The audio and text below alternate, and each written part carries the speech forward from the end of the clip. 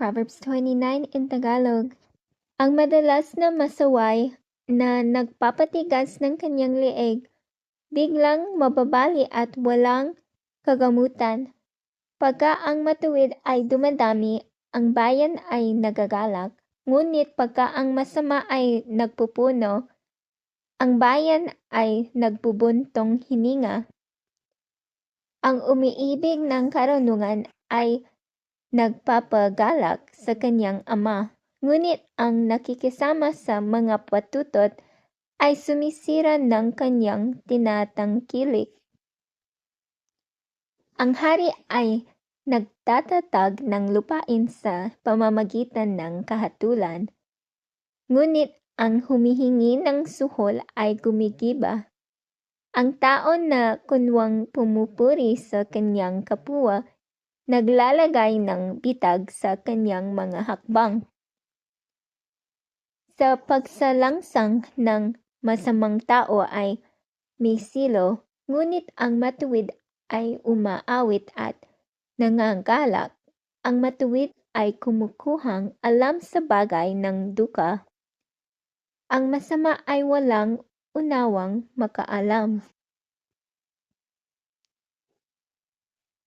Ang mga mangduduwaghaging tao ay naglalagay ng bayan sa liyab, ngunit ang mga pantas na tao ay nag-alis ng puot.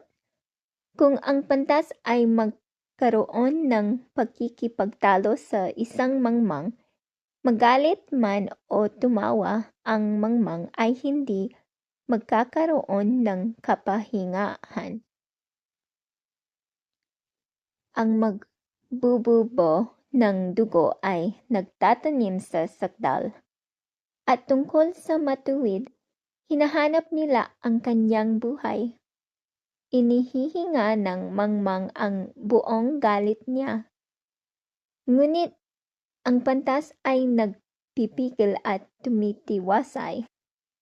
Kung ang puno ay nakikinig sa kabulaanan, lahat niyang mga lingkod ay masasama. Ang duka at ang mamimighati ay nagsasalubong, pinapanigas ng Panginoon ang mga mata nila kapwa.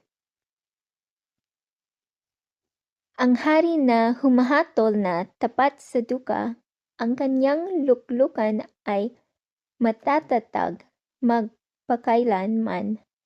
Ang pamalo at saway ay nagbibigay karunungan, ngunit ang batang binabayaan ay humihiya sa kanyang ina.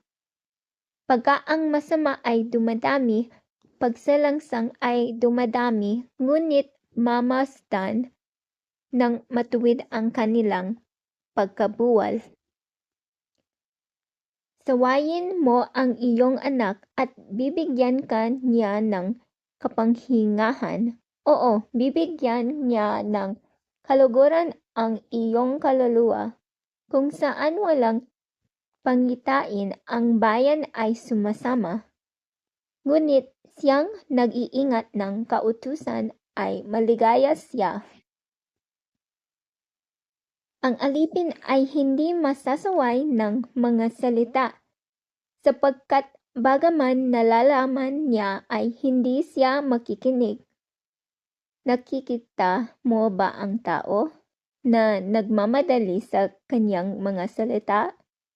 May pag-asa pa sa mangmang kaysa sa kanya. Siyang maingat na nagpalaki ng kanyang lingkod mula sa pagkabata, magiging anak niya siya sa kawakasan. Ang taong magagalitin ay humihila ng kaalitan, at ang may initin tao ay nananagana sa pagsalangsang. Ang kapalaluan ng tao ay magbababa sa kanya, ngunit ang may mapagpakumbabang diwa ay magtatamo ng karangalan.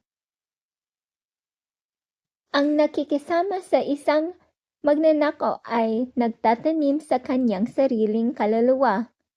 Siya'y nakakarinig ng sumpa at hindi umiimik.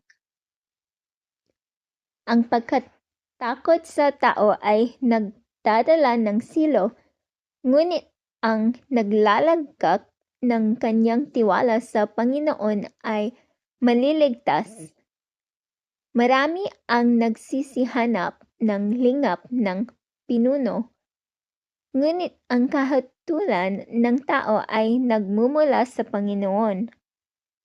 Ang di ganap na tao ay karumal-dumal sa matuwid, at ang matuwid sa lakad ay karumal-dumal sa masama.